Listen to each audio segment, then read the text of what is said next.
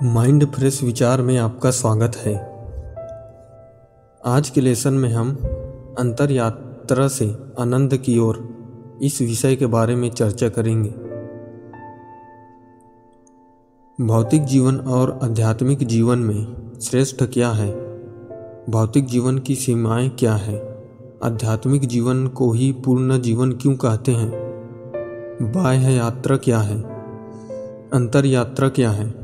बाह्य यात्रा और अंतर यात्रा का अंतिम पड़ाव व निष्कर्ष क्या है? ऐसे प्रश्न हैं जिन पर हर विचारशील व्यक्ति को विचार करना ही चाहिए।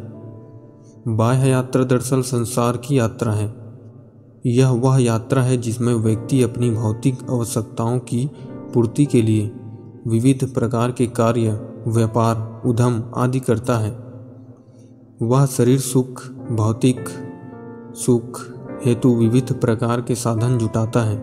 इस यात्रा में वह पेट, प्रजनन, परिवार की आवश्यकताओं की चिंता करता है और तदनुरूप आवश्यकताओं की पूर्ति करता है। इस यात्रा में व्यक्ति कभी अच्छे कर्म कर लेता है तो कभी बुरे कर्म करता है, पर कुछ व्यक्ति ऐसे भी होते हैं जो सिर्फ बुरे ही कर्म करते हैं। ऐसे लोग प्रायः अनीति, अत्याचार, अनाचार, भ्रष्टाचार, बेईमानी, हिंसा आदि कर्मों में लिप्त रहते हुए ही अपनी जिंदगी समाप्त कर लेते हैं। यही भौतिक जीवन है, यही भौतिक जीवन की सीमाएं हैं। इसलिए भौतिक जीवन को एकांगी और अधूरा जीवन माना जाता है।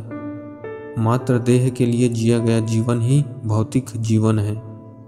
इस प्रकार हमारी बाह्य यात्रा हमारे भौतिक जीवन की आवश्यकताओं की पूर्ति करने के उसी के तक ही सीमित रह जाती है। इस अंतर यात्रा में, इस भौतिक जीवन में फलाशक्ति व कर्तव्यपन की भावना से प्रेरित कर्म करने के कारण लोग कर्मों से मिलने वाले अच्छे बुरे फलों के प्रति अत्यधिक आशंकित व चिंतित होते हैं। परिणाम स्वरूप उनकी एकाग्रता, कार्यकुशलता, कार्य क्षमता प्रभावित होती है और वे जीवन में असफल होते हैं। उनकी असफलता उन्हें अंदर से इस कदर तोड़ डालती है कि वे कोई बड़ा पुरुषार्थ नहीं कर पाते। आशा के अनुरूप कर्मफल मिलने पर वे हर समय डूब जाते हैं, तो आशा के विपरीत कर्मफल प्राप्त होने पर वे घोर निराशा में डूब जाते हैं। संसारी लोग मान सम्मान मिलते ही गर्व से फूल उठते हैं और अपमान पाते ही मूर्छित होकर गिर पड़ते हैं। अधिकांशतः बुरे कर्मों में लिप्त रहने के कारण ऐसे लोग बुरे कर्मों से मिलने वाले दुष्परिणामों की चिंता में डूबे हुए व भय से भरे हुए होते हैं। उनके द्वारा किए गए बुरे कर्म उन्हें हमेशा डराते और भयभीत करते हैं। कुछ लोग अपने प्रारब्धजन्य बुरे कर्मों के परिणाम स्वरूप सुख साधनों से हीन होकर अभावों व कष्टों भरा जीवन जीते हैं, तो वहीं कुछ लोग अपने प्रारब्धजन्य अच्छे कर्मों के परिणाम स्वरूप भौतिक सुख सुविधाओं के बीच ऐशो आराम की जिंदगी जीते हैं, पर फिर भी उन्हें कभी वास्तविक सुख शांति प्राप्त नहीं होती। उनके अंदर सदैव अतृप्ति बनी रहती है। उनके अंदर एक खालीपन हमेशा बना रहता है। उन्हें इंद्रियजन्य सुख प्राप्त तो होते हैं, पर आत्म संतोष, आत्मिक आनंद से वे सर्वदा वंचित ही रह जाते हैं। इस प्रकार ऐसे लोगों का जीवन मान, अपमान, सुख, दुख, हर्ष, विषाद आदि मिश्रित भावों से भरा हुआ होता है। बाह्य यात्रा में व्यक्ति का जीवन हताश, निराशा, कुंठा, अवसाद, ग्लानि, कष्ट, क्लेश आदि से भरा हुआ होता है। अंततः जीवन की संधि बेला आ जाती है और व्यक्ति को इस संसार से बिलखता हुआ विदा होना पड़ता है। यही बाह्य यात्रा यानी सांसारिक जीवन भौतिक जीवन का निष्कर्ष है, परिणाम है, पड़ाव है। मात्र भौतिक जीवन अर्थात देहपरायण जीवन जीने के कारण व्यक्ति जन्म मरण के बंधन से कभी मुक्त नहीं हो पाता, पर अंतर यात्रा बाह्य यात्रा से, भौतिक जीवन से, संसारी जीवन से बिल्कुल ही अलग है। अंतर यात्रा में व्यक्ति होता या रहता तो इसी संसार में है, पर उसका जीवन संसारी जीवन जीने वाले लोगों से भिन्न रहता है। वह रहता तो इसी संसार में है, पर संसार से, संसार की आसक्ति से वह कैसे ही अछूता रहता है, अप्रभावित रहता है। जैसे जल में कमल रहता है। अंतर यात्रा अपने अंदर की यात्रा, बाह्य यात्रा में तो व्यक्ति बाहर ही बाहर देखता फिरता है। वह भौतिक सुख भोग प्राप्त करने के साधन जुटाता है। इसके विपरीत अंतर यात्रा एक अद्भुत यात्रा है, जिसमें कठोपनिषद के अनुसार अमृतत्व की आकांक्षा रखने वाला साधक अपनी इंद्रियों को रोककर अपनी आत्मा की ओर देखता है। वह अपनी आत्मा में झांकता है। वह अपने भीतर प्रवेश करता है। वह अपने भीतर चलता है। वह अपने अंदर निहारता है। वह रहता तो इसी बाह्य संसार में है, पर वह बाह्य संसार की बहुविध आसक्तियों, आकर्षणों से विमुख होकर अपने मन की आँखों में अपनी आत्मा को देखता है, निहारता है। ज्ञान कर्म भक्ति ध्यान के अंदर अभ्यास से जैसे जैसे मन की मलिनता मिटती जाती है, वैसे वैसे ही उसके मन की एकाग्रता बढ़ती जाती है। पूर्ण एकाग्रता प्राप्त हो जाने के बाद एक बात दिन के प्रकाश के समान साधक के सामने स्पष्ट हो जाती है कि मैं शरीर नहीं हूँ, मैं शरीर से भिन्न हूँ। मैं मन बुद्धि इंद्रियाँ भी नहीं हूँ, मैं मन बुद्धि इंद्रियाँ से भी परे हूँ।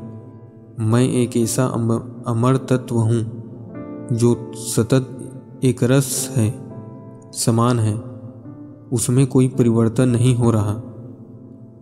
वरन वह तो सभी परिवर्तनों का शाश्वत साक्षी आत्मा है, जो अचल अटल व स्थिर है। वह तो दृष्टा है, जो दृश्य जगत में हर पल हो रहे परिवर्तनों को दृष्टा भाव से, साक्षी भाव से देख रहा है।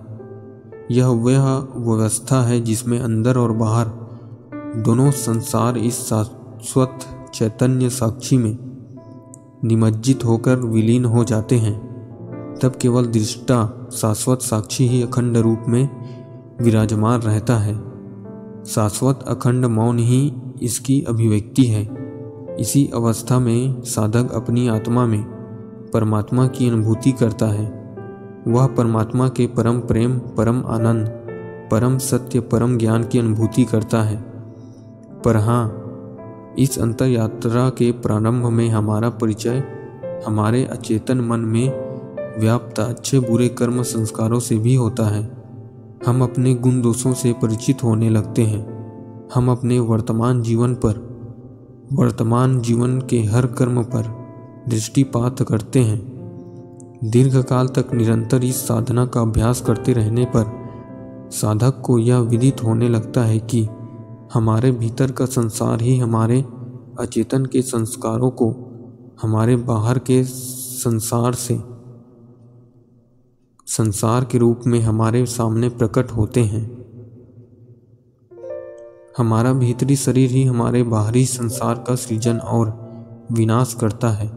हमारा भीतरी संसार जितना सुव्यवस्थित, सुंदर और आत्मा आनंदमय होता है, हमारा बाहर का संसार भी उतना ही सुव्यवस्थित, सुंदर और आनंदमय होता है। ऐसा तभी संभव हो पाता है जब निरंतर ज्ञान कर्म भक्ति ध्यान स्वाध्याय सेवा के द्वारा हमारे अचेतन का पूर्णतः परिष्कार हो चुका होता है। हमारा अचेतन पूर्णतः संस्कार शून्य हो चुका होता है। जब तक अवचेतन संस्कार शून्य नहीं हुआ, तब तक अवचेतन के प्रभाव में आकर हम तदनुरूप अच्छे बुरे कर्म करते जाते हैं और स्वयं को कर्म संस्कारों की रस्सी में जकड़ा हुआ पाते हैं।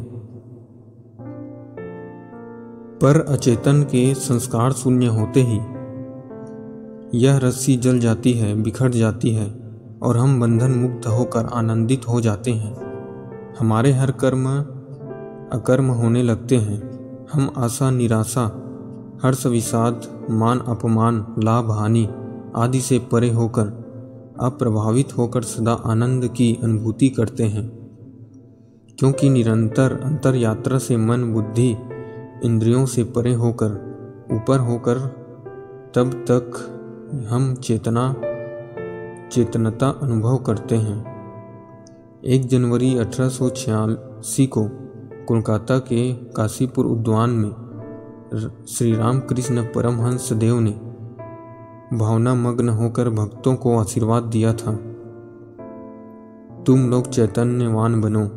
चैतन्यवाद बनना अर्थात अपने अंतःकरण में अव्यवस्थित चैतन्य सत्ता का अनुभव कर लेना, यह जान लेना कि मैं हाड़ मांस की देह मात्र नहीं हूँ, मैं तो इस देह में अव्यवस्थित आत्मा ही हूँ।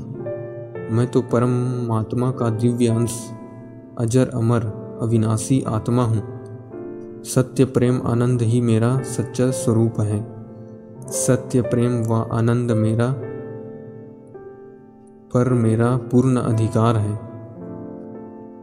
इस प्रकार इस चैतन्य सत्ता की अनुभूति होते ही व्यक्ति भीतर से आमूलचूल बदल जाता है। तब मात्र बाह्य यात्रा, संसारी यात्रा, भौतिक यात्रा में डूबे साधारण व्यक्ति को विषय भोगों का आकर्षण दिखाकर उसे नचाने वाला यह जड़ जगत उसे किसी भी प्रकार आकर्षित, प्रभावित व प्रलोभित नहीं कर पाता। ऐसी अनुभूति प्राप्त कर लेने वाले व्यक्ति के लिए यह जगत परमात्मा की लीला और क्रीड़ा स्थली हो जाता है, जिसमें परमात्मा के साथ रमन करता हुआ वह आनंद विभोर हो धन्य हो जाता है। इसे ही अद्वैत अनुभूति कहते हैं। यही आध्यात्मिक जीवन में पूर्णता की अनुभूति है। उपनिषद में इसे ही वह भी पूर्ण है, यह भी पूर्ण है, बाहर भीतर सर्वत्र पूर्णता ही है। इस स्थिति को अनुभूति ही परिपूर्णता है, परम सुख है, परम आनंद है। यही आध्यात्मिक जीवन का परम गंतव्य है। यही अंतर यात्रा का परम पड़ाव है। यही अंतर यात्रा का परम निष्कर्ष है, परिणाम है, परिणति है और जीवन की पूर्णता भी यही है। निसंदेह अंतर यात्रा में साधक को भौतिक सुख, समृद्धि, शांति की प्राप्ति के साथ साथ आध्यात्मिक आनंद, मोक्ष, मुक्ति आदि भी हस्तगत हो जाते हैं। अस्तु अंतर यात्रा निसंदेह आनंद, परम आनंद पाने की यात्रा है। अमृतत्व व आनंद पाने की आकांक्षा रखने वाले हर साधक को अंतर यात्रा पर निकलना ही पड़ना चाहिए। आज का लेसन यही समाप्त होता है। राधे राधे।